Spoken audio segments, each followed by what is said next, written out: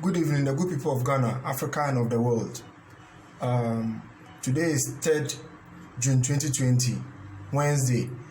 We are on Dondi One TV and Dr. Bramsego TV, Global Health Updates. Now, as we said yesterday, we dealt with the part 1 of today's program. That is COVID-19 and the face mask, any scientific basis, and then a global changing stance on its use. We are continuing today.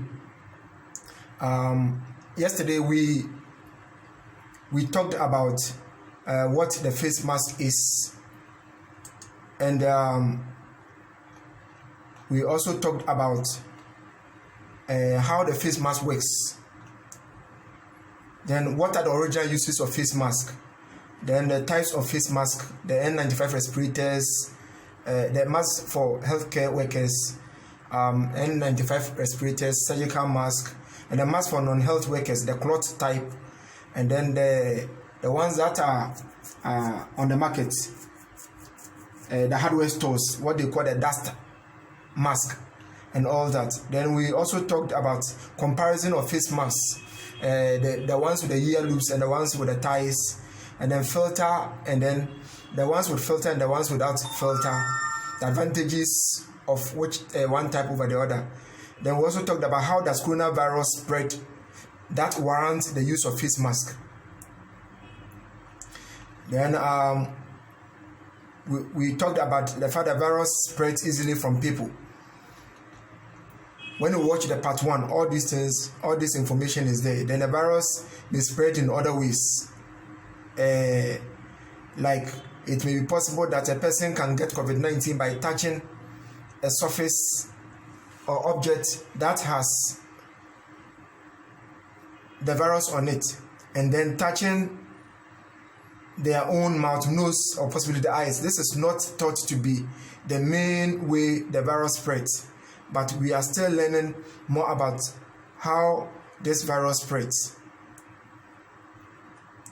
The spread between animals and human beings. Then, because of the socio-economic issues with the coronavirus lockdowns and all that, people do not have money, and so we also mentioned how to make a no-sew mask based on US CDC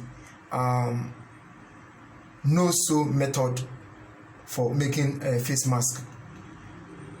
And we talked about face mask filters. Then we also talked about the original stance of World Health Organization and the big powers. And then what we call the science on the use of face mask. Then we also said when should you wear a mask based upon World Health Organization how do you call it, precautions or standards, and then based upon CDC standards. Then we also talked about people who shouldn't wear face mask.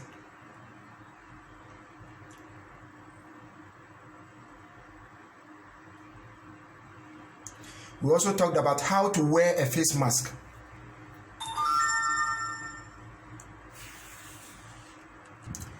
Then we also talked about how to wear a face mask, the steps in washing face mask, and then how to remove face mask. We talked about all that. Now for today, we are continuing from where we ended yesterday. That is how to clean and care for your mask. How to clean and care for your mask. Now it's still part of the COVID-19 and the face mask, any scientific basis, the global changing stance on its use. Yesterday we got to how to clean and care for your mask. Now we continue. Wash cloth mask with hot water and detergent or soap after each wear. If your mask has a filter, take it out and throw it away before washing. Put the mask in your washing machine and hang them to dry. Wash hands when you are done. Before you use the mask again, check for holes. But be sure it's not frayed. And does not gap around your face. What it means is you make sure that it has not become so weak such that it cannot keep the nose and the mouth properly protected. Now, there are some facts on this particular thing I want us to look at. Some theories suggest that hanging a mask in sunlight can disinfect it. Now, studies have found that at least 50 minutes of UVC light makes the coronavirus that causes SARS inactive. But that's different from UVA and UVB, light of the sun. And there is no research yet on whether UVC works on the new coronavirus. It is best to stick with washing a mask in hot water. So as we've been saying in previous episodes of the Global Health Update, it is early days yet in this coronavirus pandemic.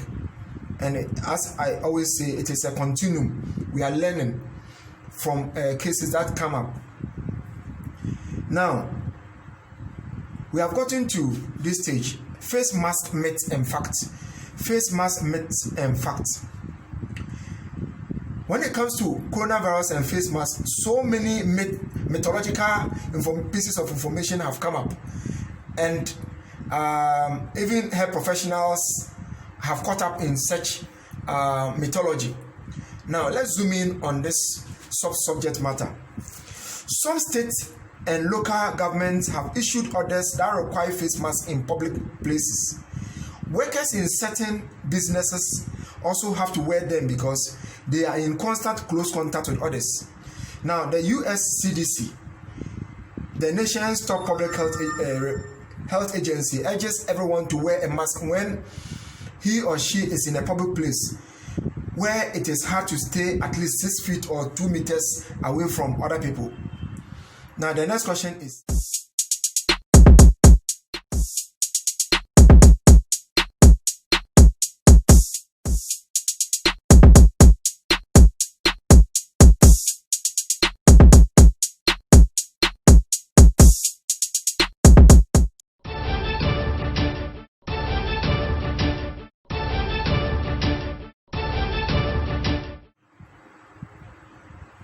so what we just talked about is mask mandatory. Yes, masks are mandatory. Now the next sub question is, are masks useless if there is a gap? Now a mask that doesn't fit exactly may not be totally useless, especially if it has a higher filter level. And even cloth masks that fit perfectly can't stop all particles. But a mask with a gap or hole won't work nearly as well as no space around your nose and mouth. Now what this means is, when it comes to mask, in as much as you're able to breathe through, it must also be able to have adequate amount of filter to filter a lot of microbes. That's what that means. Now the subsection 3 under this segment. Now, should you wear a mask inside your home? You don't need to wear a mask at home unless you are sick or caring for someone who is sick. Now, what this means is, now at home, you have a household, you have a nuclear family. You understand? Now, most of the time, for as long as none of you has gone somewhere, has gone to a far place for a longer time and have come back. When you say you have gone somewhere and you have come back, like maybe you traveled somewhere for maybe 1 or 2 or 3 days and then you have come back and you've been relatively indoors, so to speak. Even if you have maybe you go to a market and you come, that one is different. And you are with your nuclear family, or you are with an extended family that constitutes a household.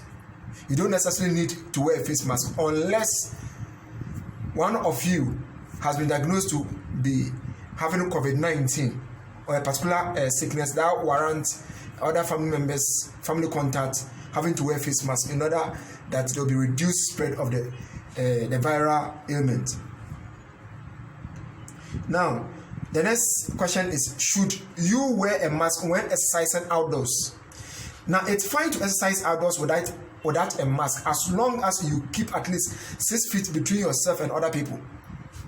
Now, this this is a very important point because very soon a lot of the national teams of the various sporting faculties will be resuming their athletic or sporting activities, and there will be the need to reduce the spread of the infection by people not getting too close to each other. Now the issue is, assuming I want to pass a ball to someone, now should I wear the mask when I'm getting closer to the person or not? Now all these things are dicey things that takes a lot of mind-boggling discussions before we be able to zoom in on the correct answer. Not everyone has the exact answer to this. As I keep saying, it is a developing story. The coronavirus pandemic is a global developing story. The dynamics keep changing every now and then. Now, do masks trap carbon dioxide and viruses? This is a very serious nagging question on the mind of a lot of people I come into contact with. Now, this is one of the answers health experts have proposed. Now, carbon dioxide can linger behind an N95 respirator mask if you wear it for several hours, causing mild problems like a headache, dizziness, and fatigue. But this risk is low with cloth and surgical masks, for obvious reasons. These ones are slightly loose on the face and then on the nose. Now, masks may trap particles of the coronavirus. That's why the CDC, that is US Centers for Disease Control and Prevention, recommends them. The virus could then spread if you touch the mask and don't wash your hands afterward. Or better still, properly sanitize your hand with alcohol-based hand sanitizer. Now, in US, there is this well-known board-certified neurosurgeon called Blaylock. Now, let's look at the neurosurgeon Blaylock's factor as far as this COVID-19 and the face mask issues are concerned. Now, the proposition of Blaylock is this, that face masks pose serious risk to the healthy individual who wears it. Now, let's zoom in on this. Now, Dr. Russell Blaylock, as I said, a well-known neurosurgeon in US, warns that not only do face masks fail to protect healthy people from getting sick, but they also create serious health risk to the wearer. The bottom line is that if you are not sick, you should not wear a face mask. That is his mind. That is his thought. Now, as businesses reopen, many are requiring shoppers and employees to wear a face mask. Now, in US, for example, we have Costco. In Ghana, we have ShopRite. In UK, we have Sainsbury, Tesco, and all that. Costco, for instance, will not allow shoppers into the store without wearing a face mask. Many employers are requiring all employees to wear a face mask while at work. In some jurisdictions, all citizens must necessarily wear a face mask if they are outside of their own home. Now, with the advent of the so-called COVID-19, that's SARS-CoV-2 pandemic, we have seen a number of medical practices that have little or no scientific support as regards reducing the spread of the infection. As I said, it is early days yet. One of these measures is the wearing of facial mask, either a surgical type mask, bandana, or N95 respirator mask, or the dust mask.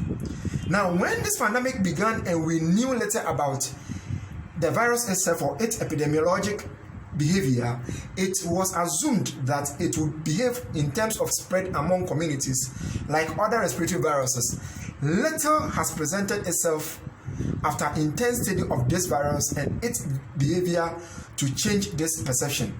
Now, this is somewhat of an unusual virus in that for the vast majority of people infected by the virus, one experiences either no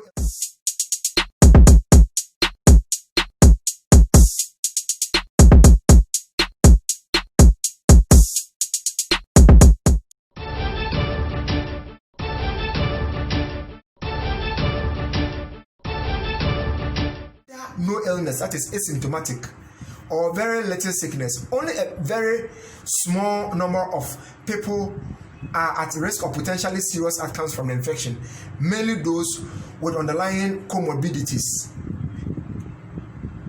in conjunction with advanced age and frailty. What this means is, like, for example, if you are having BP, you have coronavirus and you have BP, that is high blood pressure, you have diabetes, you have kidney failure, plus or minus liver failure, and you are frail, so to speak. You understand? Obviously, the factors don't play well in such a person's easier recovery. So it explains why a lot of such people in the Western world, most especially, may God forbid, may their souls rest in perfect peace, are kicking a bucket at a very fast pace. Those with immune compromising conditions and nursing home patients near the end of their lives. So this explains the massive death in such home care facilities. Now, there is growing evidence that the treatment protocol issued to treating doctors by the Center for Disease Control and Prevention, that's CDC, mainly intubation and use of ventilator, that's respirator, may have contributed significantly to the high death rate in these select individuals. Now, as for the scientific support for the use of face masks, a recent careful examination of the literature in which 17 of the best studies were analyzed concluded that none of the studies established a conclusive relationship between mask respirator use and the protection against influenza infection. Now, we should keep in mind that no studies have been done to demonstrate that either a cloth mask or the N95 respirator mask has any effect on the transmission of COVID-19 virus. Any recommendations, therefore, have to be based on studies of influenza virus transmission. And as you have seen, there is no conclusive evidence of their efficiency in controlling flu virus transmission. It is also instructive to know that until recently, the CDC, that is the US Centers for Disease Control and Prevention, did not recommend wearing a face mask or covering any kind unless a person was known to be infected. That is, until recently, non-infected people need not wear a mask. When a person has TB, for example, we have them wear a mask, not the entire community of the non-infected. The recommendations of the CDC and the World Health Organization are not based on any studies of this virus and have never been used to contain any other virus, pandemic, or epidemic in history. So, because of the tragic nature, the virus was laying its icy fingers on people around the world, it was very necessary that, even though there's no proper scientific basis backing wearing face masks among people in general, whether you have the disease or not, just to reduce the transmission, it's been taught that all should wear face masks, those who have the infection and those who do not have. So this neurosurgeon has got a lot of issues with it. Now let's continue. Now that we have established that there's no scientific evidence necessitating the wearing of a face mask for prevention, are there dangers to wearing a mask, especially for long periods? The neurosurgeon continues to ask. As all, several studies have indeed found significant problems with wearing such a mask. This can vary from headaches to increased airway resistance, carbon dioxide accumulation, as we just mentioned, to hypoxia, that is low oxygen levels, or the way to serious life-threatening complications. There is a difference between N95 respirator mask and a surgical mask, cloth or paper mask, in terms of side effects. Now, the N95 respirator mask, which filters out 95% of particles, as we said in part 1, with a median diameter of greater than 0.3 micrometer squared. When you say, how do you call it? When we say the N95 mask, as we mentioned in part 1, it has got 95% ability to filter out particles. Now, the N95 respirator mask, which filters out 95% particles with a median diameter of 0.3 micrometer squared, because it impairs respiratory exchange, that is breathing, to a greater degree than the soft mask, and is more often associated with headaches. So this, because the N respirator mask fits the nose and the mask too tighter, you understand? It may capture carbon dioxide under behind the mask and may cause headaches and dizziness. Now, in one such study, researchers surveyed 212 healthcare workers, 47 males and 165 females, asking about the presence of headaches with the use of N95 respirator mask, duration of headaches, type of headaches, and if the person had pre-existing headaches. Now, see, this is what they found. They found that about a third of the workers developed headaches with the use of the N95 respirator mask. Most had pre-existing headaches that were worsened by the wearing of the mask, and 60% required pain medications for relief. So, to some extent, our neurosurgeon on the table, that is Blaylock, has a point. Because this is 212 healthcare professionals who were surveyed on the use of the N95 respirator mask.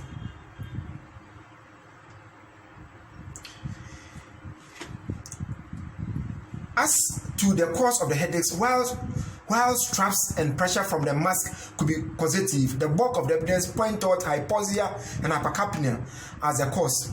Now, what we are saying is, because there's a tight fitting of the N95 respirator mask on the nose and the mouth, oxygen levels are reduced a bit and the carbon dioxide are trapped.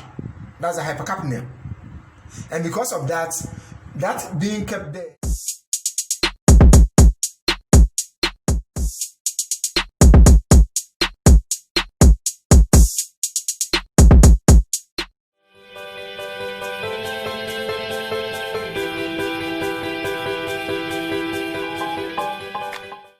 for some hours can predispose you to kind of headaches, kind of dizziness and all that. That is a reduction in blood oxygenation, that's hypoxia, or an elevation of blood carbon dioxide, that's hypercapnia. It is known that the N95 mask, if worn for hours, can reduce blood oxygenation to as much as 20%, which can lead to a loss of consciousness. As happened to the hapless fellow driving around alone in his car wearing an N95 mask, causing him to pass out and to crash his car and sustain injuries. We have heard a few of such cases. They are not many, but there are a few. I'm sure that we have several cases of elderly individuals or any person with poor lung function passing out, hitting their head. This, of course, can lead to death based upon where you use your head to hit. So, to some extent, this neurosurgeon may have a point, but the issue is World Health Organization, CDC, health regulatory organizations around the world, and then ministries of health around the world are erring on the side of caution in managing this pandemic as far as the use of the face mask is concerned. Now, let's zoom in much more on his proposition. Now, a more recent study involving 159 health workers, now this is different from the 212 workers aged between 21 to 35 years of age, found that 81% developed headaches from wearing a face mask. Some had pre-existing headaches that were precipitated by the use of the N95 respirator mask.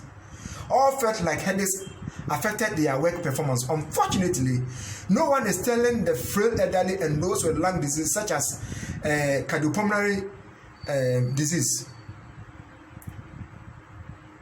emphysema and pulmonary fibrosis of these dangers when wearing a face mask or any kind which may cause severe worsening of their lung function.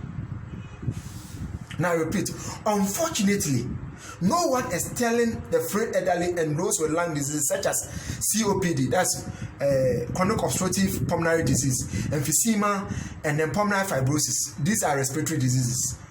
Of these dangers when wearing face mask, which can cause severe worsening of lung function. So I believe that healthcare professionals around the world should send this word of caution to our patients that if you have any diagnosed respiratory condition such as COPD, that is chronic obstructive pulmonary disease, or chronic obstructive airway disease, emphysema, and then pulmonary fibrosis, alert your doctor so that as you wear your mask, any slight sign of respiratory distress, you take off your mask.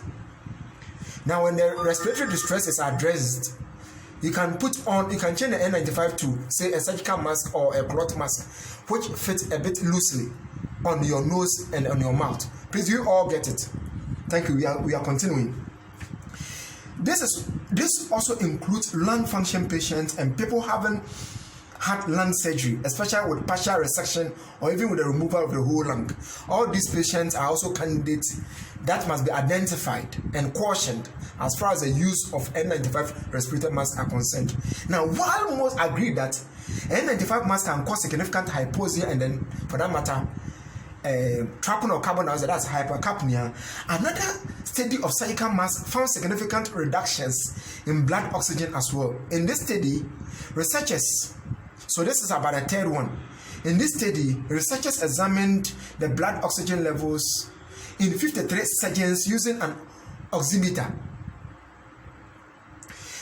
They measured blood oxygenation before surgery as well as the end of surgeries.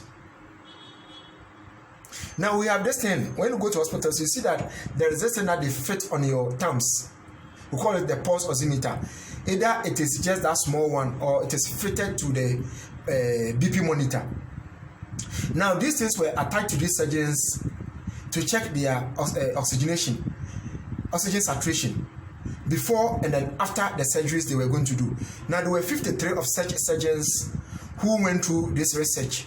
Now before the surgeries, they checked their pulse oximetry, and then after they checked the pulse oximetry. Now let's see what happened. In this study, the researchers examined the blood oxygen levels in 53 surgeons using the oximeter. They measured blood oxygenation before surgery as well as the end of the surgeries. The researchers found that the mask reduced the blood oxygen levels significantly. The longer the duration of the wearing the mask, the greater the fall in blood oxygen levels.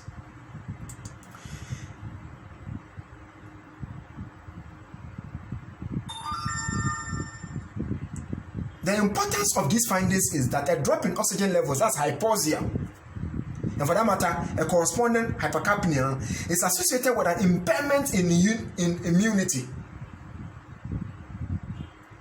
Studies have shown that hypoxia can inhibit the type of main immune cells that fight viral infections called the CD4 T lymphocyte.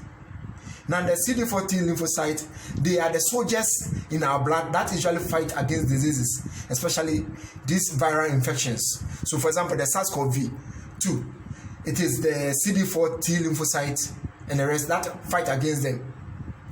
This occurs because the hypoxia increases the level of a compound called hypoxia inducible factor 1, that is HIF1. That is hypoxia inducible factor 1, that is HIF1, which inhibits T lymphocyte and stimulates a powerful immune inhibitor cells called the Tregs. So the hypoxia will go and give energy to the hypoxia inducible factor 1, that is HIF1, which will inhibit the soldiers that will fight against the virus, that is the T lymphocyte, and stimulate a powerful immune inhibitor called the Tregs. This set the stage for contracting infection, including the COVID-19, and making the consequences of that infection much graver. Please, do you all understand what we are talking about? We are analyzing the neuroscience.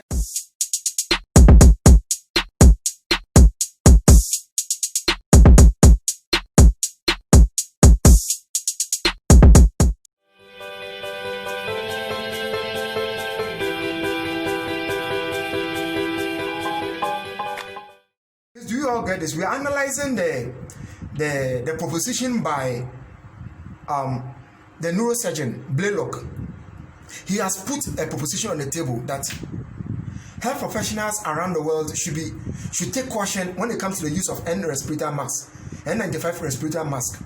And series of studies are being analyzed as to the pros and cons of wearing face mask. Now, I want us to carefully listen to this presentation, and let's use this presentation as far as the proposition of Blaylock, neurosurgeon Blaylock, is concerned, to streamline our use of face masks around the world. Because to some extent he may have a point, just that they have to be streamlined. The point he's stressing have to be streamlined.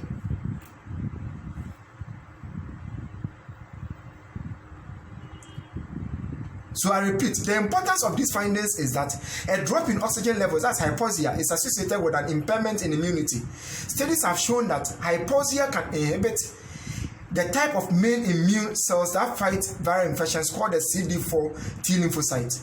As I said, they are the soldiers that fight against the virus. This occurs because the hypoxia increases the level of a compound called a hypoxia inducible factor 1, that is HIF1, which inhibits T lymphocytes, that is the soldier that inhibits the functions of the soldiers that fight against the virus, and stimulate a powerful immune inhibitor called the T-Rex. For the sake of students who may be watching, the T-Rex is T, capital T, and the Rex, R-E, small r, E-G-S, that is T-Rex. This sets the stage for contracting an infection. That is any infection, including the COVID-19 itself that we are trying to fight against, and making the consequences of that infection much graver. In essence, your face mask you are wearing, my face mask I'm wearing, may very well put an increased risk of infections, and if so, have a much worse outcome. That is what Blaylock is proposing to the world. People with cancer, especially if the cancer has spread, will be at a further risk from prolonged hypoxia as the cancer grows best in microenvironment that is low in oxygen. What this means is, cancers that spread by hematogenous route, that is by the blood route, like for example endometrial cancer, cervical cancer, and all that.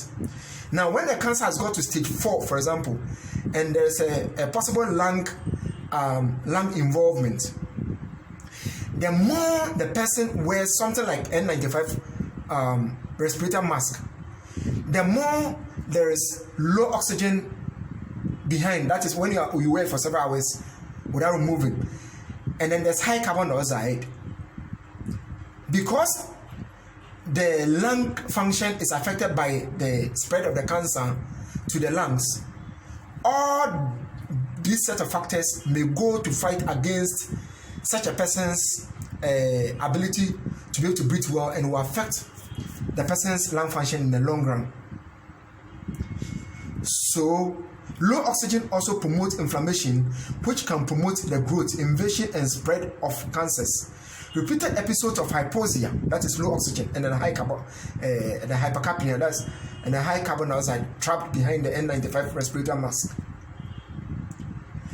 has been proposed as a significant factor in atherosclerosis, and hence increases all cardiovascular heart attacks and then cerebrovascular accident, that's strokes. Now, let me explain this. Now, on the 30th May or 31st May edition of the Global Health Update, we explained atherosclerosis and how COVID-19 and certain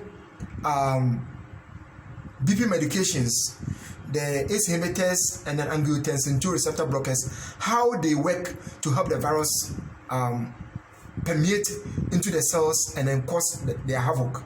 Now, another school of thought is this, that when you wear the N95 respirator mask for a long time, now this is what is proposed could happen based on theory. Now, this atherosclerosis, the bloody fatty plaques that block the myocardial vessels, or even the tiny cerebral vessels, you understand, can cause myocardial infarction or atherosclerosis and its other consequences, and then cerebrovascular accidents, strokes, whether infarctive or whether hemorrhagic, so to speak. Now there's another danger in wearing this mask on a daily basis, still on the Blaylock's hypothesis or propositions on the cons of wearing N95 respirator mask. There's another danger in wearing this mask on daily basis, especially if worn for several hours. When a person is infected with a respiratory virus, they will expel some of the virus which they breathe out. If they are wearing a mask, especially an N95 respirator mask or other tightly fitting masks, they will be constantly rebreathing the viruses, raising the concentration of virus in the lungs and the nasal passages. Please, you get it. This is your mask. You breathe into it. You have respiratory viruses. And unlike the surgical mask or cloth mask that fits a bit loosely, for the N95, when you breathe out the virus,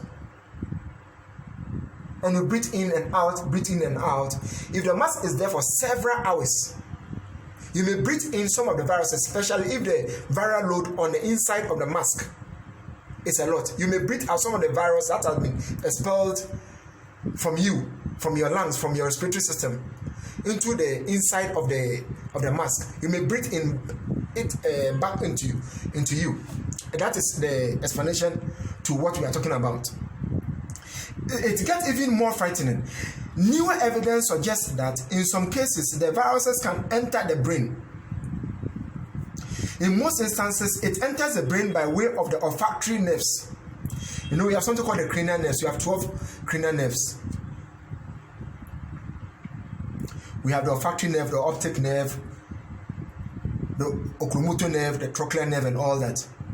Now we are talking of the nerve that helps us to smell. So we call them the smell nerves, which connect directly with the area of the brain dealing with the recent memory and the memory consolidation. By wearing a mask, the exhaled viruses will not be able to escape and may concentrate in the nasal passages and enter the olfactory nerves and travel into the brain. It is evident from this review that there is insufficient evidence that wearing masks of any kind can have a significant impact in preventing the spread of the virus. The fact that this virus is a relatively benign infection for the vast majority of the populations around the world, and that most of the at-risk group also survive from the infectious disease and epidemiological standpoint, by letting the virus spread through the healthier populations, we will reach a herd immunity level rather than quickly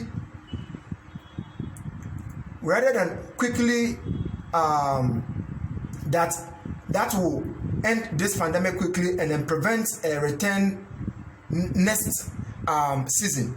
During this time, we need to protect at-risk population by avoiding close contact, boosting their immunity with compounds that boost cell immunity, and in general care for them.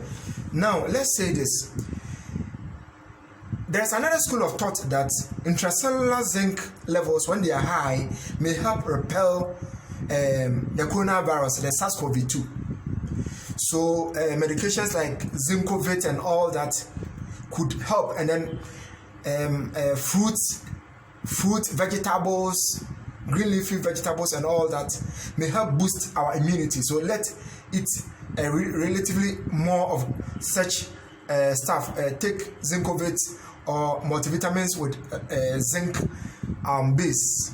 Let's take a lot of them because it will help also boost our immunity and fight against the viruses. Because I know of people, some patients who, because they listen to advice and boost their immunity with good nutrition, take some multivitamins with zinc base and all that, are able to fight against the virus.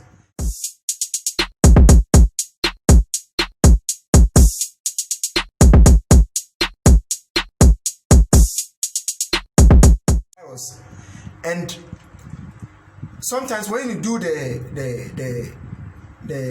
coronavirus test itself, they will be negative for it, but they may be positive for the antibodies. And when you do chest x-ray, it will show a clearing viral pneumonia. The consolidation is not like the typical bacterial pneumonia we all know.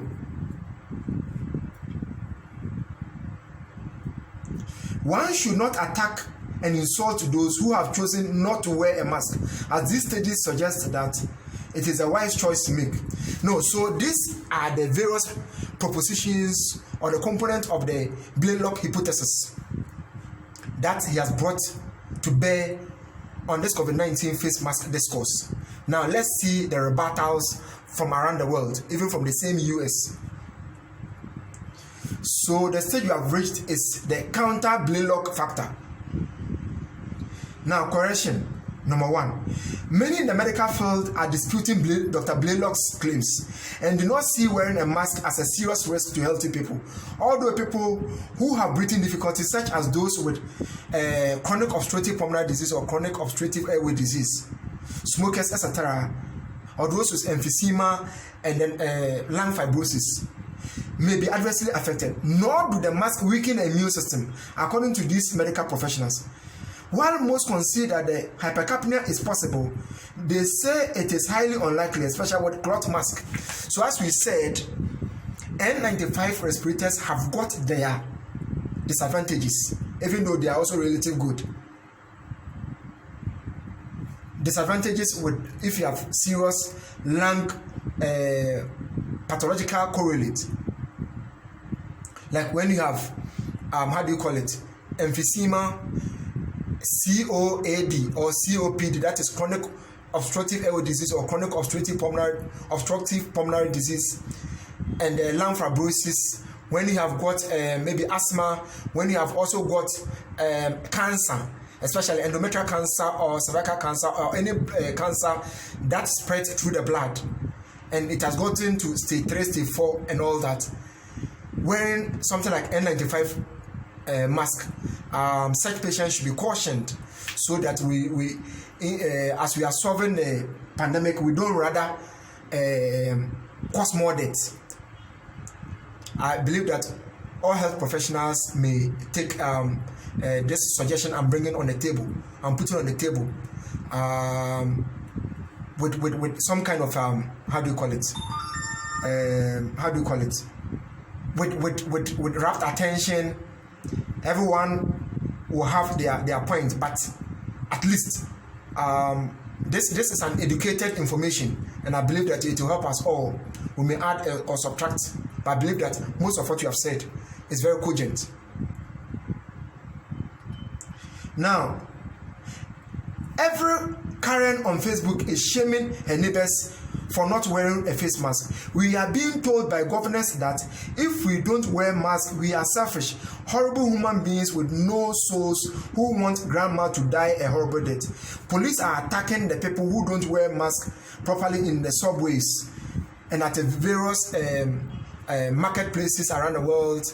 If you are in vehicles in Ghana and you're not wearing mask, police people will caution you, will pull you up and then caution you. Grocery stores are throwing maskless people out and denying them service. But now there's another doctor weighing in on this, Dr. Fauci. We all know good old Dr. Anthony Fauci.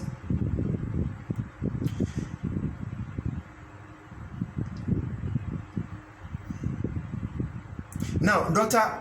Russell Blaylock, let's continue with Dr. Russell Blaylock's hypothesis counter with propositions against what he has written. Now, as we said, Dr. Russell Blaylock has written an editorial saying that masks pose serious risk and all that.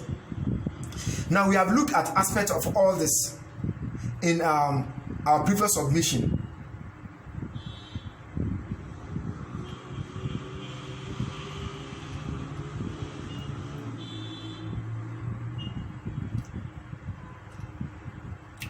Now,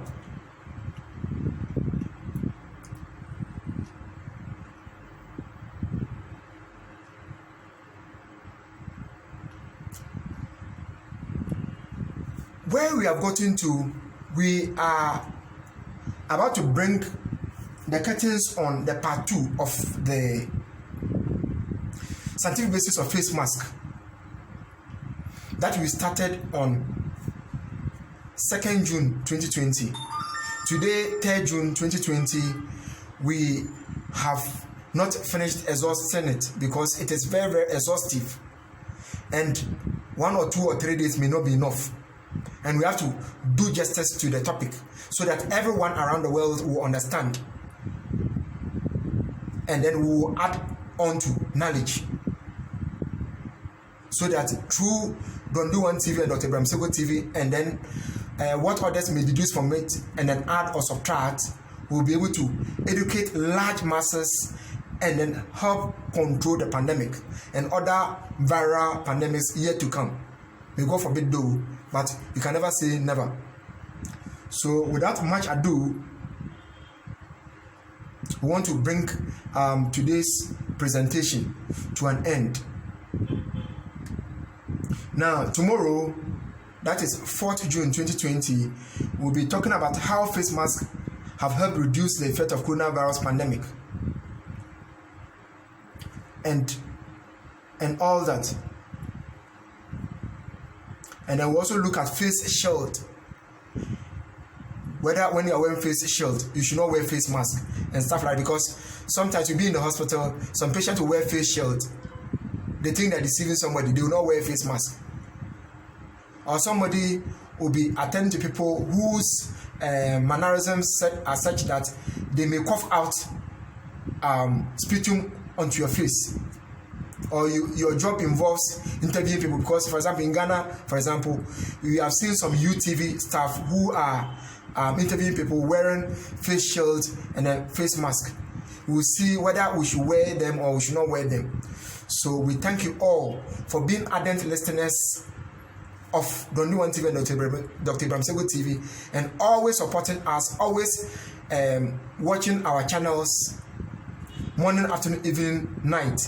We thank you for all your contributions, calling us to encourage us. We thank you all so much. Now, this is what we plead. We plead with all of you. Please, let us all tell our friends to subscribe to Don't Do One TV and Dr. Bramsego TV. Let us tell our friends to try and then comment in the live sessions, the live chat. Let them ask their questions. Let them contribute to the comments. Let us tell our friends that when the live chats, the live premiering has finished, they should also bring their questions. We are always online 24/7 to attend to all questions. Our contacts include the following: 0204 18817, 0239 191971. You can WhatsApp us. You can join the Don't Do One fan page on WhatsApp, and this is the number. If you want to join, you can WhatsApp 0204 18817, or better still, you can WhatsApp 0239 191971 and indicate that you are an ardent listener of Don't Do One TV and Dr. Bramsego TV, and we will rightly add you to the Don't Do One fan page. Now, if the main page finishes, we'll create a second page, on and on and on and on. We love you all. We want you to stay safe. Your family loves you. Your husband loves you. Your spouse loves you. Your president loves you. Everyone loves each other. Let's continue to wear the face mask the right way. Let's wash our hands on the running water with soap. Let's sanitize our hands. Let's keep regular surfaces clean and dry at all times. And let's protect our crawling children so that they don't touch unclean surfaces that may be potential surfaces for the virus. We thank you so much. We thank you so much. So remember, subscribe to Don't Do One TV. Tell a friend to subscribe to Don't Do One TV. Tell a friend to subscribe to Don't Do One TV. Comment, like, share. Comment, like, share. Comment, like, share. Thank you so much.